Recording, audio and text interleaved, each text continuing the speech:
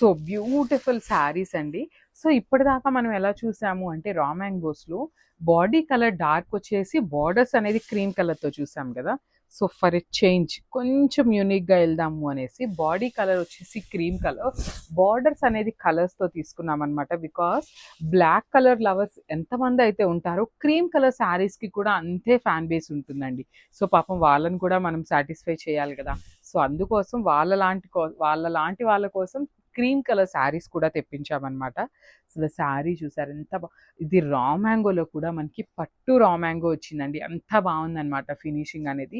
So రా మ్యాంగోలో మనం చూసిన ఇందాక ప్యాటర్న్ అనేది అసలు కంప్లీట్ వేరేది.